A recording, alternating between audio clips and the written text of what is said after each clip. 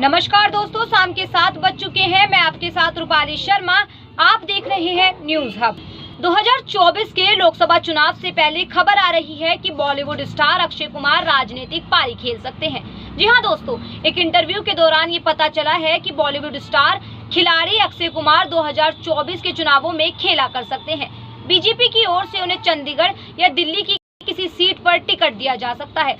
इसके साथ ही कल एक खबर ये भी सामने आई कि गौतम गंभीर के राजनीति और बीजेपी में लंबा समय बिताने के बाद अब क्रिकेटर युवराज सिंह भी चुनाव लड़ सकते हैं। 2024 के चुनावों में बीजेपी के टिकट पर वे गुरदासपुर से चुनावी मैदान में खड़े हो सकते हैं। तो ऐसे में सोचा क्यों ना आपको बताया जाए कि अब तक कितने बॉलीवुड या फिर स्टार बीजेपी ज्वाइन कर चुके हैं या कितने स्टार कांग्रेस पार्टी ज्वाइन कर चुके हैं। तो चलिए बिना देर किए शुरू करते हैं। सबसे पहले बात बीजेपी पार्टी से शुरू करते हैं।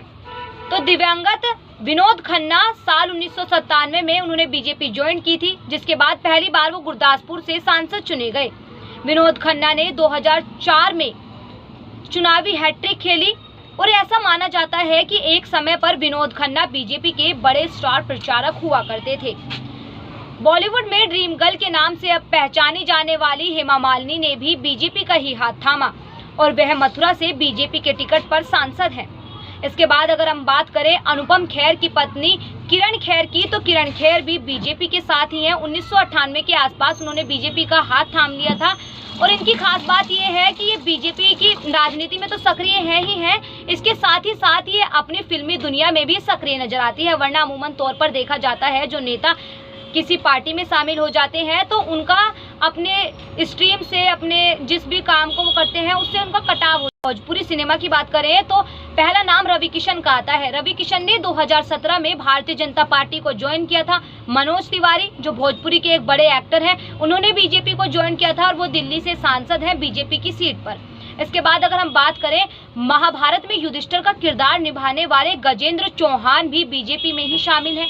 इसके बाद अगर हम बात करें शत्रुघ्न सिन्हा की, तो शत्रुघ्न सिन्हा एक समय पर बीजेपी के नेता हुआ करते थे, लेकिन वर्तमान में वे टीएमसी का हाथ थामे हुए हैं। और सीता जो रामायण की सीता थी, बीजेपी ज्वाइन करी थी उन्होंने शुरू में, लेकिन उसके बाद क्या हुआ कि उन्हें राजनीति से उनका मोह भंग हो गया। ये कह दें कि राजनीति उन्हें रास नहीं आई, उन्होंने राजनीति छोड़ दी।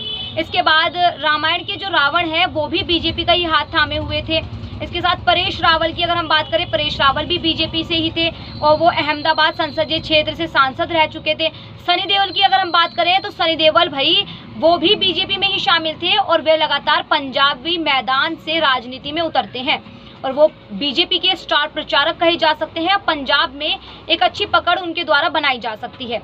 और भाई मिथुन चक्रवर्ती एक तो जाने माने हैं स्टार बॉलीवुड के। इसके साथ ही साथ अगर हम बात करें बीजेपी के लिहाज से, वो बीजेपी में शामिल है, उनके नेता है। बीजेपी के लिहाज से वो पश्चिम बंगाल को घेरने वाले एक दमदार और कद्दावर नेता के रूप में भी उभर रहे हैं। इसके बाद हम बात करें सिंगर की, तो हंसराज हंस भी बीजेपी में शामिल है, बप्पी लहरी भी बीजेपी में शामिल है।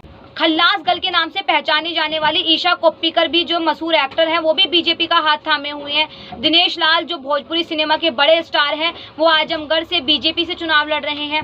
इसके साथ साथ आपको मैं बताती हूँ कि क्या है कि शत्रुघ्न सिन्हा को देखते हुए आसनसोल सीट से बीजेपी ने उतारा है। एक स्मार्ट कार्ड खेलते हुए बीजेपी ने भोजपुरी स्टार पवन सिंह को मैदान में उतारा है। जी हाँ, पवन सिंह एक अच्छी पकड़ बनाते हैं बिहार में, उन्हें उतारा गया है मैदान में। कांग्रेस की अगर हम बात करें तो वो कौन से स्टार हैं जिन्होंने कांग्रेस पार्टी को ज्वाइन किया था, चलिए अब आपको उनके बारे में बताते हैं। टीवी एक्टर काम्या ने कांग्रेस पार्टी को ज्वाइन किया था।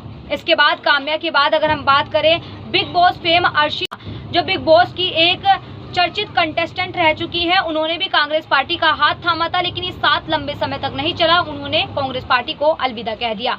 उर्मिला मातोंडकर ने भी 2019 में कांग्रेस पार्टी का हाथ थामा था और राहुल गांधी ने उनका खुले दिल से स्वागत किया, लेकिन जब वे हार गई, चुनाव हारने के बाद उन्होंने कांग्रेस पार्टी को अलविदा कह दिया और शिवसेना का हाथ थाम लिया। इसके बाद हम बताएं सीनियर एक्ट्रेस वैजयंती, उन्होंने कांग्रेस पार्टी के प्राइमरी मेंबर से इस्तीफा दे दिया और 1999 में ही उन्होंने भारतीय जनता पार्टी को का हाथ थाम लिया। कन्नड़ एक्ट्रेस रम्या स्पंदन ने 2012 में कांग्रेस पार्टी यानी इंडियन यंग यूथ कांग्रेस को ज्वाइन किया था। उसके बाद उन्होंने कांग्रेस पार्टी का हाथ थामे हुए था। तो ये थे वो बॉलीवुड स्टार जिन्होंने एक एक करके राजनीति में आए गए। अब मुझे लगा कि आपको ये बताना चाहिए कि ऐसे कौन कौन से स्टार हैं जो बीजेपी में हैं, कौन से कांग्रेस पार्टी में हैं। अगर आप ये जानना चाहते हैं कि ऐसे कितने क्रिकेटर हैं जो बीजेपी में आए और कितने ऐसे क्रिकेटर हैं जो कांग्रेस पार्टी में गए, तो अगर ये जानना चाहते हैं तो आप मुझे कमेंट कीजिए, तो मैं उसके ऊपर वीडियो बनाऊंगी। नमस्कार।